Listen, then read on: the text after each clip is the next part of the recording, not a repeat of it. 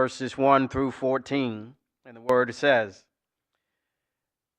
"Remember also your Creator in the days of your youth, before the evil days come and the years draw near, of which you will say, I have no pleasure in them.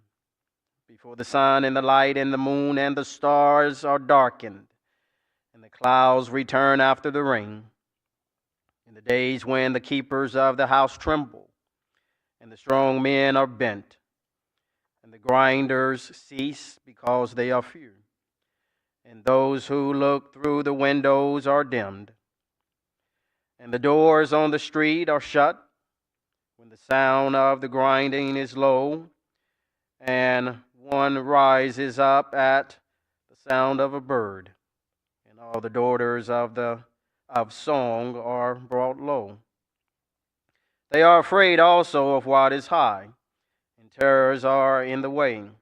The almond trees blossom, the grasshoppers drags itself along, and desire fails, because man is going to his eternal home, and the mourners go about the streets. Before the silver cord is snapped, or the golden bowl is broken, or the pitcher is shattered at the fountain, or the wheel broken at the cistern, and the dust returns to the earth as it was, and the spirit returns to God who gave it. Vanity of vanity, says the preacher, all is vanity. Besides being wise, the preacher also taught the people knowledge, weighing and studying and arranging many proverbs with great care. The preacher sought to find words of delight, and uprightly he wrote words of truth. The words of the wise are like gold, and like nails firmly fixed are the collected sayings. They are given by one shepherd. My son, be aware of anything beyond these. Of making many books there is no end, and much study is a weariness of flesh. The end of the matter, all has been heard. Fear God and keep his commandments, for this is the whole duty of man. For God will bring every deed into judgment with every secret thing, whether good or evil. The word of our Lord. All right, let's be seated. So we began, kind of give you a synopsis. One of the great things about the book of Ecclesiastes is it begins kind of with the assumption that culture has there isn't a God. It's a great book to discuss, and we had a conversation about this nihilism or materialism. I'm not talking about the materialism like I'm looking for all the creature comforts I want to have, but materialism. Nothing exists that isn't already in existence, and nothing will exist that isn't already in existence. That's what materialism means. And so it begins to move from there to you wanted a culture without God, chapter 3, but there is a God. Not only is he a God, he's an intimate God. He is personally aware. Why? Well, there are all the things upon the earth are designed by him and are controlled by him. Weeping, mourning, wars, peace, life, death. Then he begins to move into a conversation about your life with that God. And he closes out with these very idiomatic statements. It's a great piece of imagery, of beautiful figurative language. It started off and still is a fairly pessimistic book. And that's okay. This is what you call Hebrew pessimistic literature. And the great thing is typically this is about the only book that has this level of pessimism. You might get in the Lamentations with some of that. But primarily, for a whole, this is where you have it.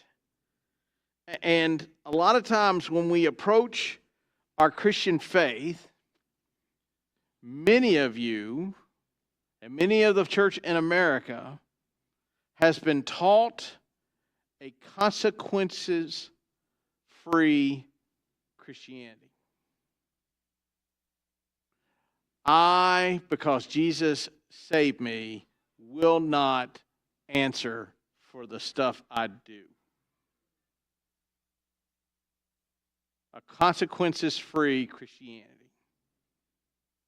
I can gossip all I want, and nothing's going to happen. I can lie all I want, and nothing's going to happen. I can behave however I want, and nothing's going to happen. All I got to do is go, God, forgive me, and that's it. And the fact of the matter is, when you go and read 1 John, that behavior is defined as being non-Christian. And the people that believe that aren't believers. But that doesn't change the fact that we still have that as our mindset. And I'll tell you, I have that as my mindset. Why is that? Because I wouldn't sin like I sin if I genuinely understood that there is a consequence of me standing before a holy God and answering. And that's how this book closes out. Everything you do, I want you to hear that. Everything you do. One of the gospel writers record that every idle word you've said, thought, said in your mind or said through your mouth, you will account to a holy God for. Now, I want you to think about all the idle words we say in a day. But see, when we read that verse, we go, yeah, I know that's what he says, but it's not going to happen. Now, why is that? Because we've been taught that God doesn't punish us like in the Old Testament for our actions, that because of Christ, we don't receive that. That's not biblical, folks. Sometimes our problems are caused by the fact that we do things that are outside God's will, and God does things to bring them back. And we have that consequence-free thing. He's going to pick this up with this conversation about the Creator and in the days of your youth. Why? So when you get old, you don't dismiss Him. That's where a lot of older folks get. I've had people in congregations here and in others that believe that they've gotten to a point in their life where they just don't sin. The problem is John calls you a liar, and that's sin. Why did they get there? Because they've forgotten the God of their youth. They forgot the God who they served, and now they've shifted into kind of a coast mode.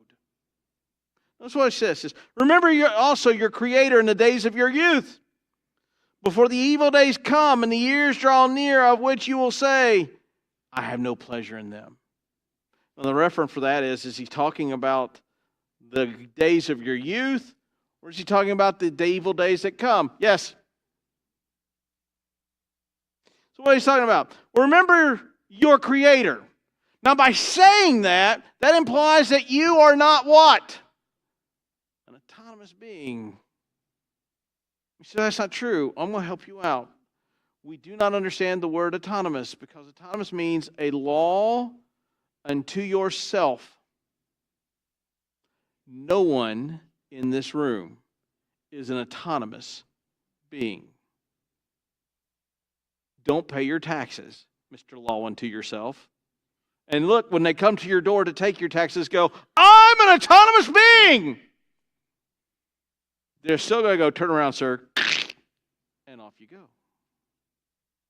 Do 100 on the interstate, and when you get pulled over by that state trooper that waits over there in Nolanville, I know where he sits. He sits right at the bottom of the hill.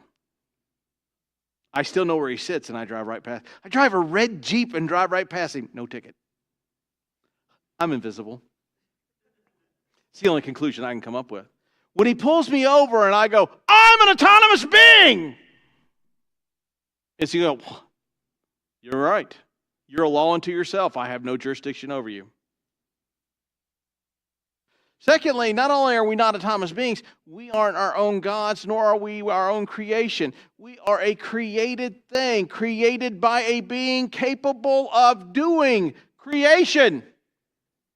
Go back to the story. he doesn't simply just he uses imagery of God forming man. But you got to remember, at that stage, none of the members of the Trinity have physical bodies or form. So it's a picture of God speaking man into existence and making man uniquely. We are not like other animals. Matter of fact, we are not animals. Remember the Creator that made you. Remember the ordinances that He gave you. Remember the decrees that He gave and told you how to live a life to follow after Him. That's what you need to do, but regardless of your age. And many of you go, well, I'm older now, so I know what I'm talking about. I'm going to help you out. Longevity upon the earth does not mean deep theological knowledge or spiritual development. It just means you're older. And to equate longevity upon the earth with spiritual development is a fallacy. What makes one spiritually developed is spiritual development. Remembering your Creator and the laws in which He gave. Remembering that the frame of man is simply dust. And recognizing God's authority over us. Because if we did that, if we recognize God's authority over us, we would not sin the way we sin. And I say this to myself as well. Why? Because if I, in the moments that I'm sinning, recognize God's authority over me, the individual, I wouldn't commit the sin I'm sinning.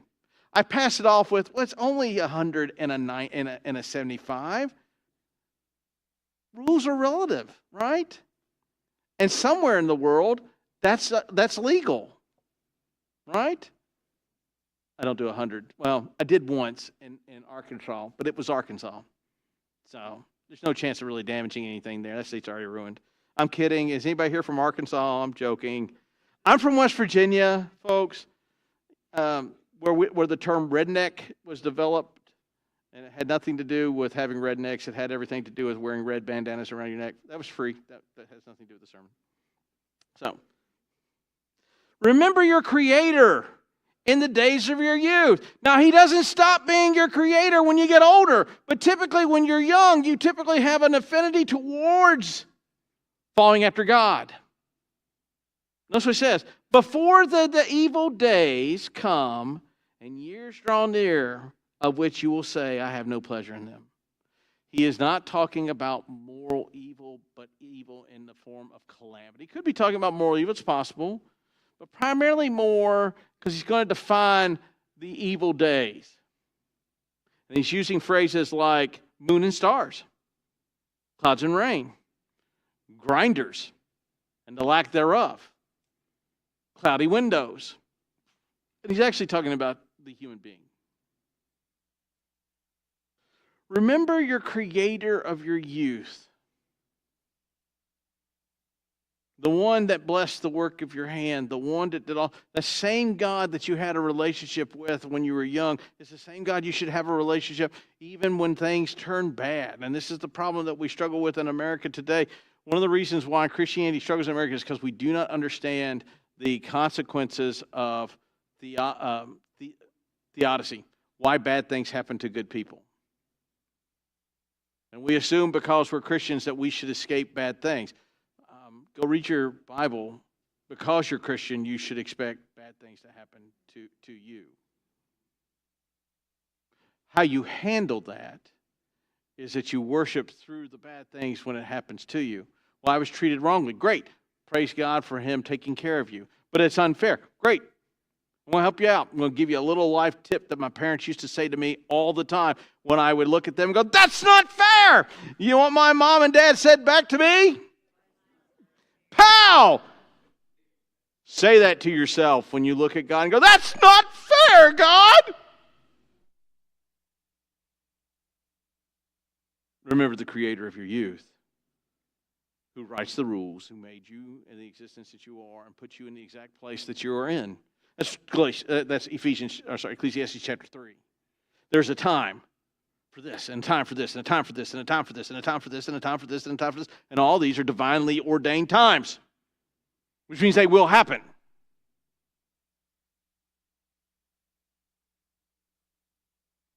Before the years draw near, before you get to the end of life and you look back and go, I have had no pleasure in life. That's a statement by a person who has looked at their life and has refused to see God walking with them through calamity, through evil, through problems, because what they have done is they associated God's love to God's proximity of good things, not God's love for being and sustaining you through dark moments. It's easy to do. It happens to me. You can ask Stephanie, one of the things when something happens and it makes life difficult around the house, I look at her and I say, I have a house that's warm when it's cold, cold when it's hot, dry when it rains, and I have food on the table. That reorients my thinking from life being unfair and everything else. Why? I have all of my basic needs covered, and all of it from the hand of a holy God. And a lot of times we get bent out of shape because we can't get X, Y, and Z. Well, some folks don't have a roof over their head, but still you have the same holy God that provides. Before you say you have no pleasure in them, why? Before you get to a point where life is drawing to the end. That's what it says, before the sun and the light and the moon and the stars are darkened and the clouds return after the rain, and the days when the keepers of the house tremble and strong men are bent and the grinders cease because they are few and those who look through windows are dimmed. This is brilliant imagery because it's not talking about sun and light and stars and moons and clouds and rain. He's not talking about houses and strong men, and he's not talking about grinders. He's not. He's talking about human beings. Before the sun and light, before God's provision, before the rain and all the things that make crops grow, to make everything prosper, before all those things, and also with the individual, before the days in which the keeper of the house trembles, he's not talking about your home. Anyone know what he's talking about? Anyone? Bueller. He's talking about you. The house is you, the individual. The structure and the frame which houses your organs, before that begins to tremble. One of the great things about age is that the youthfulness of your body seems to be slowly robbed. Those of us with parents that are suffering the decline of mental illness or some type of mental disease or Alzheimer's and things like that, you watch a very strong individual, very brilliant individual. I watch my dad, who is struggling with this, go from being a very strong man, one of the smartest men I've ever known, to being an absolute invalid and imbecile. And it's not, I say that word not because it's mean, but because he knows me and my brother and my sister, but the world in which he lives in does not exist. Yet we exist in that world with him. I'm going to watch a man who used to be able to do a lot of stuff, can't stand and can't move without assistance, and strong legs are now trembling legs, and strong arms now tremble. That's what he's talking about. The slow ending march of decay upon the house of the individual, upon the individual. This is why you want to remember the God of your youth. Why? Because even in those moments, he's still God. And even in those moments when you look at the situation, you go, he's still in that. Notice what else he says. When strong men are bent. This explains itself. There's usually a stage in which we grow. We go from being toddlers, being held, to being able to do great, wondrous deeds. And then we go back to being bent over, and it's just a march of time. Then you go, the grinders cease because there are few. Anyone care to guess what that is? Teeth. You begin your life with a mouthful of grinders, because what do? Your back molars are designed to do what? Grind your food to where you can go. But as you get older, what do you have less of, typically? Teeth.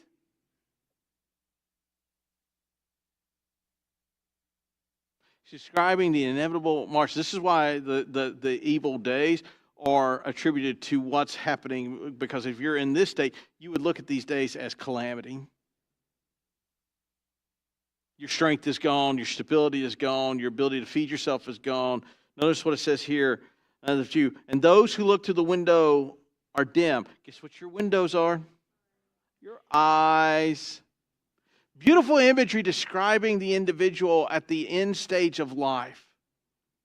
At the end stage of life, most folks, when they get there, how do you want to be remembered? As the angry individual that just is twisted from all the things that happen due to calamity and evil activity, or the one that remembers their creator of their youth? That's where Titus comes in, folks. The reason why the older are to train younger is because you have lived through much more calamity than many of the younger folks that are in the room, and your obligation is to teach them not just the biblical text, but how to walk humbly with your God in the midst of those struggles. And if you're sitting and spending your time going, it's so unfair that I have to walk through these struggles, then you're going to teach the youth that it's unfair that you walk through struggles. And what you have is a generation that runs around that thinks all of life is unfair. Congratulations. Welcome to the world. Life is unfair.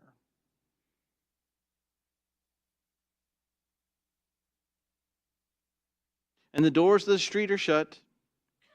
The sound of the grinding is low. One raises up at the sound of a bird, and all the daughters of the songs are brought low. They are afraid also of what is high, and terrors are in the way. The autumn tree blossoms, the grasshopper drags itself along. Desire fails because man is going to his eternal home, and mourners go about the street. What is he talking about? He's still talking about you in old age going to your grave. How do you go to your grave? So you read this, and notice it didn't say when you retire. Notice it didn't say when you get to a point where you can coast. The implication is the individual is still trying to go about daily business, yet age and time has affected that ability to do so. So notice what it says, when the doors on the street are shut. Not talking about doors on streets. He's talking about your ability to navigate and move along those streets. He uses the concept of the doors. Why is that? Because the sound of grinding is low. Why? Well, one, you have fewer teeth. So you don't grind your food up anymore. You probably take it as a liquid a little bit more. I'm just saying. Well, what does it talk about? One rises up at the sound of a bird. As you get older, you tend to go to bed later or earlier. And you wake up. Usually, at what time in the morning do birds let you know it's time to get up? If you've ever raised chickens, they will alert you before the sun alerts you that it is time to get up. Stephanie and I, we like to, when it's nice outside, not right now, but last week when it was nice, we sleep with our windows open. You go, that's crazy and clean. I've got bars on the window and 3 big Great Pyrenees is in the house. Roll your dice. Secondly, all they're there for is to give me enough time to figure out which weapon I'm going to use. Okay? They're there to give you time to get out. So I can go, no, can't lose that one. Yes! Anyhow. So we'll sleep with the windows open, and we'll be asleep in bed, and those birds have a bad habit of waking us up before the alarm clock. Why? Because you're going to bed earlier, waking up earlier. The daughters are brought low, and they're very far, and the terrors are always in the way. because of the diminished eyesight, because of the instability of the hands, because of all these things. Your children, all these things have grown up and gone on. And in the growing up and growing on, there are things that normally would not terrify you now. They do because why? Well, a simple fall, a simple accident. Can I see what's coming towards me now? Presents an individual with fear. The grasshopper dragging itself along is a very odd thing. And he's talking about you as an old person and using the example of a dying grasshopper dragging itself along. It's not beautiful. I didn't write it, folks. I'm telling you what the imagery is. Now, why is that? Because man is going to his eternal home. See, here's the one certain thing that the pessimistic writer of Ecclesiastes is getting across to you. There is a God. He exists. And He has provided for you a life by which you are to live. And you are to honor Him. But most importantly of all, when you are young, you believe you are invincible. And as you get older, you realize that you're not. But in even all those things, we still live as though we will not go to an eternal home. All of us in this room, every single man, woman, and child, regardless of age, will die.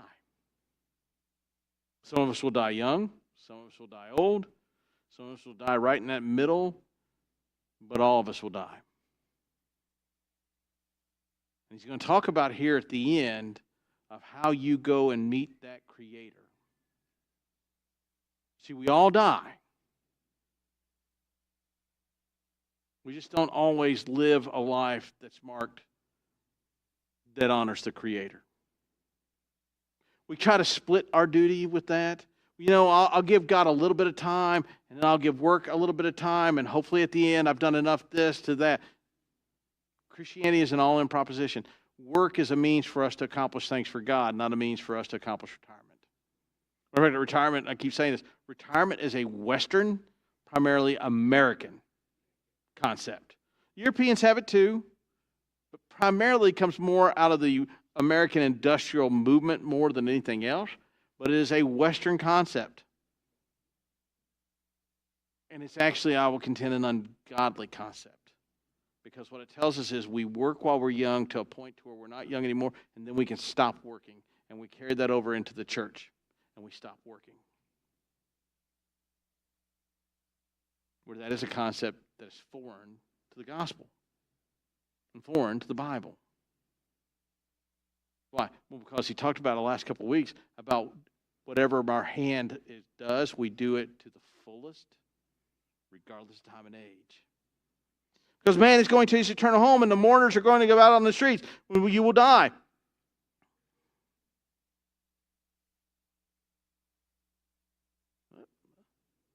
I have repeated that line twice in my sermon. I don't need to repeat it again. Here we go. Before the silver cords are snapped and the golden bowl is broken, and the pitcher is shattered at the fountain, or the wheel broken at the cistern, and dust turns to the earth as it was, and the spirit returns to God who gave it. This is vanity of vanity, says the preacher. All is vanity. The silver cord is snapped, the golden bowl is broken, the pitcher that is shattered at the fountain, the wheel that is broken at the cistern. He's talking about concepts of quite honestly, he's talking about concepts of drawing water or holding water for all these things. And the imagery, especially the wheel broken at the cistern, is a cistern that a wheel, the metal wheel where you pull a roll up, that used to work and now has fallen, not only fallen off, but broken off due to age down into the cistern, and it's broken and has become worthless and does nothing. All of the items that break at one time had their usefulness, had their beauty about them, had all their things consistent with them, but now have reached a point where they are, in their death, meaningless. And he says this. And he gives you this one little tidbit here at the end. And the dust returns to the earth as it was, and the spirit returns to the God who gave it. Now this goes back to Genesis and the creation narrative. Because in the creation narrative, God forms man from the dust of the earth. Makes man out of dust. And then he breathes into man, and man becomes a living, translated typically being. Actual, more accurate terminology is soul. Man becomes a living soul. And at the moment that God breathes into Adam, now here's the thing is, we use this concept, and you'll hear this in anti-abortion arguments all the time, is life begins at first breath. Adam is the only one God breathes breath into. From that moment on, men and women are created by relationships between mom and dad. Adam's the only one that gets breath breathed into him. Matter of fact, if you go and read the text, there's only a handful of instances where man gets breathed upon, and guess who does it in all three cases? God. Thank you for any hint. You don't get to do that. The contemplation of death. When you die, you return back to the form that you originally took, which was dust. But what happens to your spirit? What happens to your soul? It returns back to God who made it. So as you're going through life, one of the inconsequences of our life is, and the question that he's raising to you, the listener, to me, the reader, is what life are you living? So you will all suffer the same fate. All of us in this room, regardless of who we are, or how long we live, or how many vitamins we take, or how much blood of young children we drink, or all the other stuff that we have. Seriously? None of y'all caught that one? I was waiting to see if you were awake. All of us die. It's a fatal condition. I have a disease. It's called death. We all have it. Now here's the question that he's asking all the way through the whole book. How are you living that precious gift that God gave you called life? And here's the thing is, you can't wait till the building crumbles, the teeth are gone, the strong man is built, to go, now I will work for God. How are you living the life God gave you? What are you producing with your efforts? Do your progeny, do your children, do they exemplify a person that knows who God is and follows after Him? Or do they look like the world? Why is that important? Because that determined where you were spending your life. Well, I was half in, half out. Great, then you created a half in, half out person.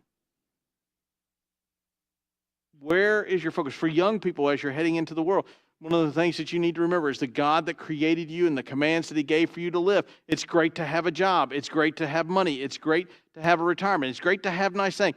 He is not denouncing any of that. Why? Because if it's Solomon that writes it, Solomon has a nice house. Several of them. And he has a lot of vineyards. He spent a whole chapter bragging about his vineyards and his house and his slaves and all the women that he had and all the drink that he spent a whole chapter bragging about it. You know what he said about that whole chapter? It was vapor. It was meaningless. It has no value. I amassed a great deal of wealth. It's like last week he said, money solves all the questions. He's being facetious. No, it doesn't. How are you living your life with a holy God?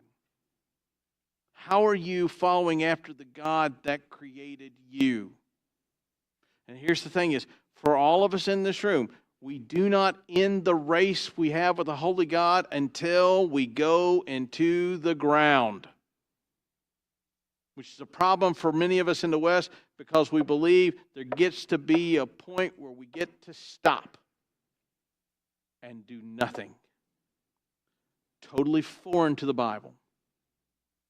Totally foreign to the Bible. Just like there'll be a time when you'll finally get to a point where you won't suffer anymore. I've had people say that in this church and other churches I've been at. I just can't wait for the day when I don't suffer anymore. Are you a Christian? Yeah, you're going to suffer to the day you die. Why? Because if you're living as a Christian in the world, you're going to offend people. A gospel that gives no offense is not a gospel. Because the gospel itself is offensive. Go watch videos where folks share the gospel with those in the LGBT community and just watch the visceral hate. When people say, hey, listen, I want to tell you that what you're doing is sin and offends the holy God, and the visceral nastiness that comes out of people's mouths. Or go watch an individual that talks to those who are thinking about getting an abortion, and you'll have people come along with their thing, I've killed 3 kids, so what? I've murdered 3 children, who cares?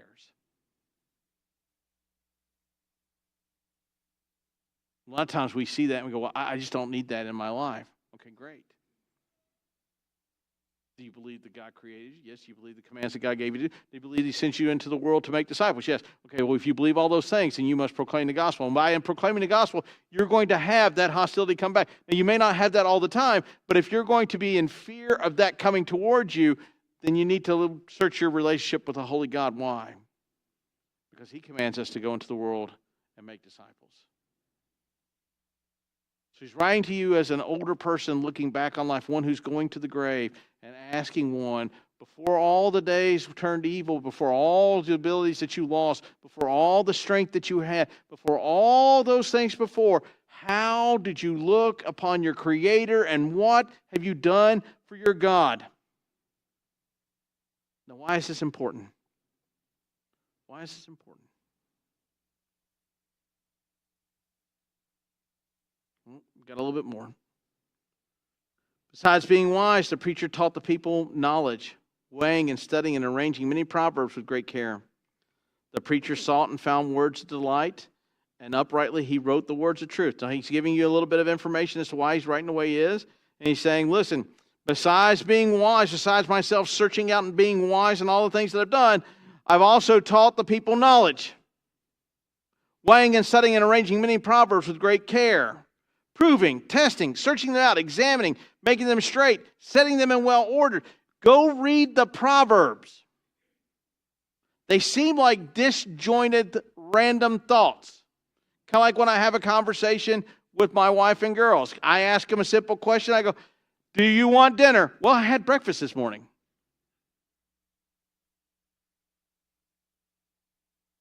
And? I get that from Richie too, so it's not just women. I'll ask Richie, do you want to go to lunch? Well, I had breakfast this morning. And ... What does this have to do with this question? Well, I've already eaten. Oh, thank you. Thank you. It's so much more helpful. Would you like to go eat? I had breakfast this morning.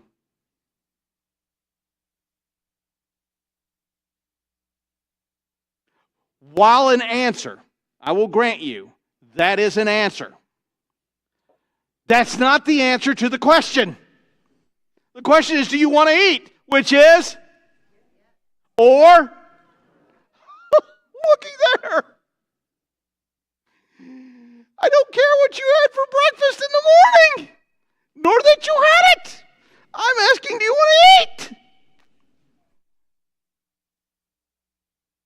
It's amazing, the logic. Anyhow. But we look at Proverbs, and that's kind of how, but when you go to look and start reading through the Proverbs, there are wise statements about godly living. When you go and read the Psalms, which are also wisdom literature, they are wise statements about how God expects His people to live, how God relates to His people, how God cares for His folks, God's protection and love for His people, and all those things are necessary. Why? Because they build foundations that New Testament authors assume you know. A good example. Paul does not rehash the sexual ethics commands of the Old Testament. He assumes the audience knows the sexual ethics commands of the Old Testament. I'll give you a great example. We're going to talk about this next week. I'm going to just give you a little tidbit. You know someone is going to sell you a bill of goods when they tell you the New Testament doesn't say X, because the Old Testament did. And what they're doing is cutting the Old Testament out of the equation. Well, in that case, that creates a lot of problems with sexual ethics. That creates a lot of problems with how the church is supposed to be set up and function. That creates a lot of problems with moral and ethical issues that the authors assume the reader already knows. I have assigned and assembled all these things with great care. I sought and found words of delight, upright. He wrote the words of truth. Delightful words of moral walking. So all these things that he's talking about, he has assembled them for you in him before he's reached his old age time, for you to be able to learn from and learn to walk and learn to be in. And repeatedly, over and over, God gives example after example after example of how his people are to walk with him and what his people are to do to honor him, and also to be about the sharing of this God that they claim they serve. In the New Testament, what that means is we just simply take in information and do nothing with it. Every one of you on your pew out here is an evangelist and a missionary. I'm sorry to tell you, that's your job description. We dismiss it by going, that's not my gift, but then you'll spend 20 minutes trying to tell me why I need to get Hulu Plus. Or you'll try to convince me where to go to eat for lunch. You're evangelists. You're just not evangelists for God. That's your tasks. Every single one of us. By the way, that would also pragmatically create a massive increase within the populace of this church, as if every one of us would embrace that task.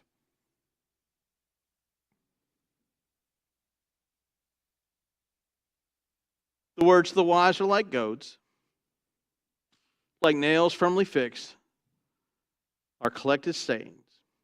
They are given by one shepherd. My son, be aware of anything beyond these. Of making many books, there is no end. Much study and weariness of the flesh. The end of the matter, all has been heard. Fear God, keep his commands, for this is the whole duty of man. For God will bring every deed unto judgment, with every secret thing, whether good or evil. The words of the wise are like goads. Well, goads are not words we use typically. We don't usually go around, hand me that goad. Anyone care what a goad is? Well, an ox goad is what Shamgar used to kill Philistines with. It's a sharp stick with a big ball on the end. So how many of you ever seen like the Irish walking sticks that had the big root ball at the end that they've smoothed out, makes a nice large skull cracker on the end, and it comes out, and they usually put so it's a stick that's about that tall. And it's got a ball at the one end, and it's got a sharp point at the other. So all it is a pointy stick with a root ball at the end. And the purpose of an ox goad was if the ox wouldn't move, you goaded it to move. What does that mean? You jabbed it in a sensitive spot to where it goes and move. And if it turned around to do anything, you use that root ball to crack it somewhere and it go. That's all it is. It's a shillelagh with a pointed end. That's all it is. The purpose, though, of the ox goad is not to be a shillelagh with a pointed end. The purpose of the ox goad is to goad you into the direction of the things that are godly. Notice what it says. The words of the wise are like goads. They are designed to goad you into proper and right-oriented behavior and living to follow after the Creator that made you. It is not simply there to hurt you. In the hands of a sadist, yes, an ox goad can be a horrific thing. Why? Yeah, people within smack them with the other end. But in the hands of the wise, it's designed to move you along. It says, writing my dissertation. My first and second chair would goad me. I hated opening my email because there was something in there that they didn't like. And one time I sent them an email back where they contradicted themselves. And you said this. Now you're saying the opposite. Which one? They go, we forgot. I said, yes, that is evident. Which one? Do the last one. Fine. Let me know. Their purpose, though, was not to aggravate. Their purpose, though, was to make a better dissertation. The wise words are not to aggravate, but to make moral and wise, godly people. Why? And like a nail firmly fixed are the collections of sayings. God's word is like the nail that firmly affixes something to a thing, to make it unmoving. It doesn't shift. It doesn't change with culture. It doesn't happen with, well, I've been re-examining and deconstructing. Nope. Doesn't deconstruct. It's given by, notice the phraseology here, it's given by one. What term does he use? Wow. That's some foreshadowing, is it not? It's a collection of books. It's a collection of sayings. By this stage that this is written, this is considered probably one of the oldest books, one of the newest books written. And he's talking about all the authors and all the things, and it's all given by one shepherd. And these are wise words given by one shepherd. So beware, my son, of any of these things beyond. Many of the books that are written to no end. There are a lot of books, there are a lot of things that are written about the book. And there's much study and weariness in the flesh. That's right. There are a lot of books written about what the Bible says. When you deal with folks out of seminary or folks that practice being armchair theologians, they can tell you of what the things are said about the text, but many of them cannot tell you what is said in the text. Nor can they draw from the text. But notice what he says. The end of the matter, all has been heard. Notice how he finishes this out. Fear God. Keep his commandments. For this is the whole duty of man. The beginning of wisdom is the fear of the Lord. Now, again, we have in our culture taken the fear of the Lord and we've taken the tertiary meaning, that's the third one down, that says reverential respect. Why? Because we really struggle with the idea of being afraid of who God is. Let me help you out. He mentions the fact that he is your creator. He's also the ender of your life. That's what Psalm says. You won't exist one day beyond the days that are written in the book. He's the ender of your life. And what happens is, we look at that and go, well, we shouldn't be terrified of a holy God. If you look at all the examples in the Bible, when the people have an encounter with a holy God, their first reaction is they go, boy, I reverentially respect you, O Lord. I just respect you, sir. I just want to let you know, here at my house, you will always be respected. Is that what they say? What do they say? We're going to die. That's called fear. That's the first definition, not the tertiary definition. The terror, the fear, why should there be terror? Why? Because if you keep his commands, there isn't the terror that you would like to have. But if you don't, there is. Why? The fear of God, and the reason why you keep his commands, one, is out of a fear of who he is, and out of a reverential respect of who he is. The scariest thing for me in my life was coming home from school and being told, wait till your dad gets home, and sitting in on my bed, hearing the steps of my dad coming down the hallway. I lived in terror of that moment. I also respected my dad. Both can be true. The fear of God and keeping his commands. Some of the time?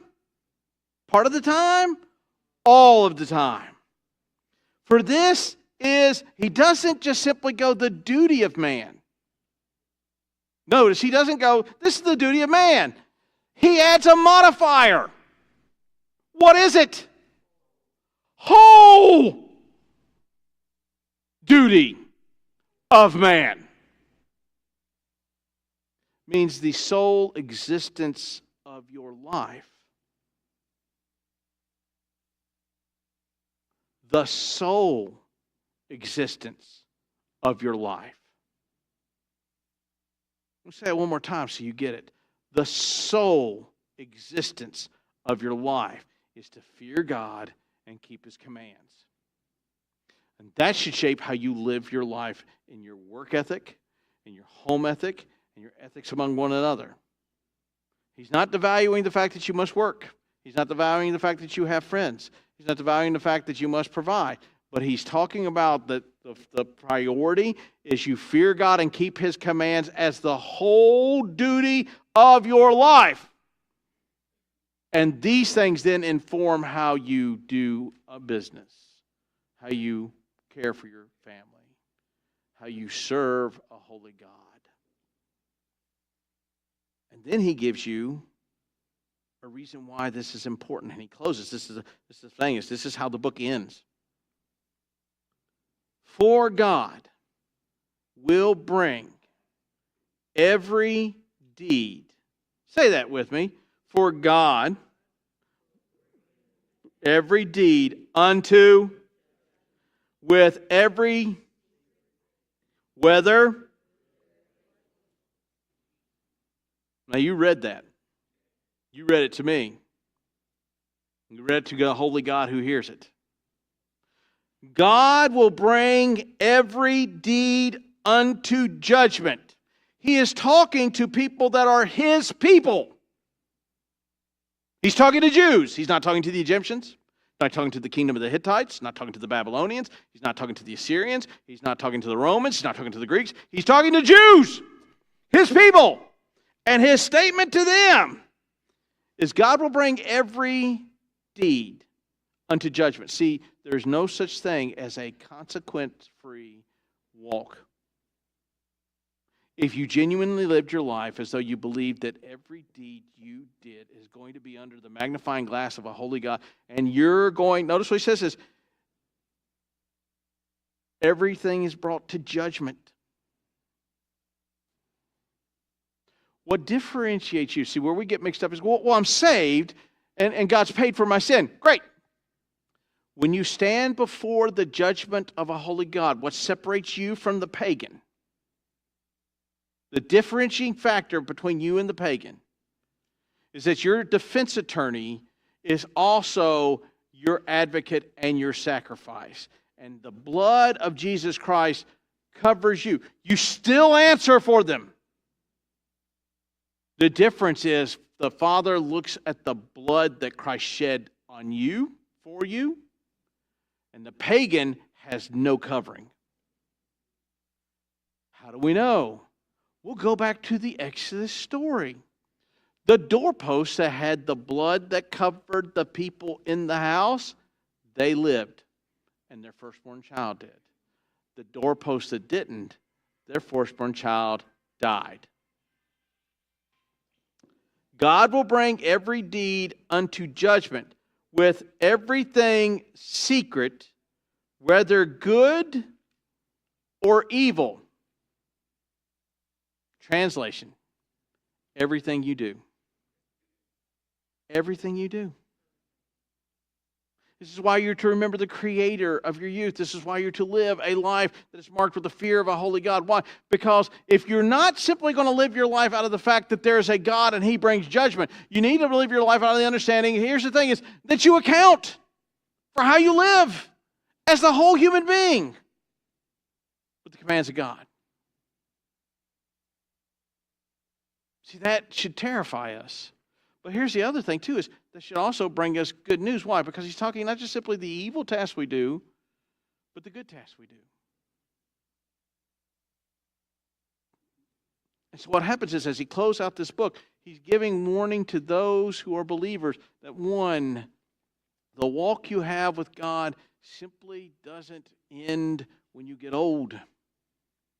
It continues on until you've died. Two, what you do in your young life has impacts in your older life. And the God in whom you serve is either forefront in those days and in that mindset, or He's not going to be forefront in your older life. You're here today as we conclude this book and this study. If that describes you, I'll call you to repentance. If you're also here today and you say, you know, I've been struggling with my faith, I've been wrestling with who this God is, I'd like to find out more, I'd love to sit and talk to you about the loving grace of a holy God. You're here today and you've been contemplating joining the church for a while. I offer at this moment for you to come forward and we sit and talk to you about joining the fellowship of Skyline Baptist Church, if you'll stand as the praise team leads us out.